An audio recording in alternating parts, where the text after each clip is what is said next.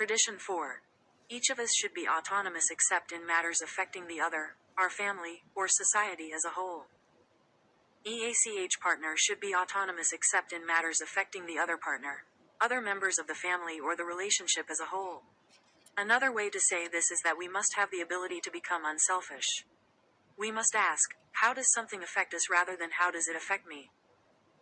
Autonomy means self-governing. In order to be autonomous, we must first realize we are ourselves. We do not define ourselves as someone's child, spouse, sibling, etc. I am myself, you are yourself. What does that mean in daily life terms? Autonomy gives our relationships freedom.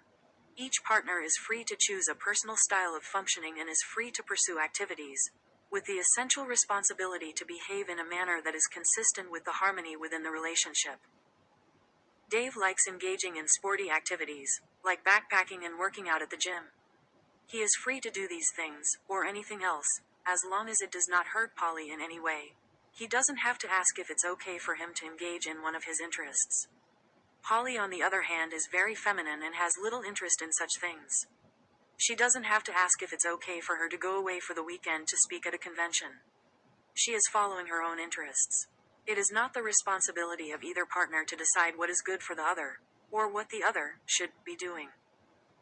Allowing partners to be free to pursue interests, to work toward personal goals is a good way to encourage growth. Mutual freedom allows us to become secure with ourselves in our relationship, and allows us to applaud and take joy in partners' activities. This idea is key to raising children, who are best encouraged to become who they really are and who should be accepted for who they really are. As always, autonomy brings responsibility. It is up to us individually to avoid any action that might harm our relationship, that is, we don't do things we know will create a problem. Stuff we've been asked not to do. Stuff we think will not be found out. Oh yes, it will. It's probably good to keep in mind that we have personal and relational defects and that these defects are outside doing push-ups in the parking lot. The fourth tradition suggests that we should take an honest look at our relationship with two goals. 1. To make sure our autonomy will not injure the alliance that we have worked so hard to create, and 2. To encourage our partner to be autonomous also. Checklist for Tradition 4. Do I feel like there are only certain ways to do things?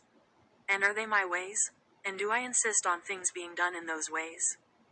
Am one willing to go to any length to protect the integrity of the relationship? Am I willing to help my partner be autonomous?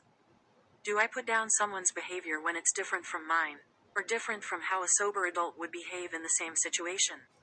Or do I learn from the situation? Do I carefully avoid injuring my mate emotionally, physically, or spiritually? How do I deal with my partner's anger regarding something I've done? Am I defensive? Do I respond with still greater anger? Do I point out previous mistakes my partner may have made? Do I consider how or if my behavior, activities will affect my relationship? Or do I put too much emphasis on how my decisions will affect my partner, and not consider what might be best for me? Can I find the healthy balance? Do I allow myself the freedom to be who I am, and make mistakes? Do I allow my partner the same freedom? Do I treat my partner with kindness? If I do not like the answers to any of these questions, what specific things can I do to start changing?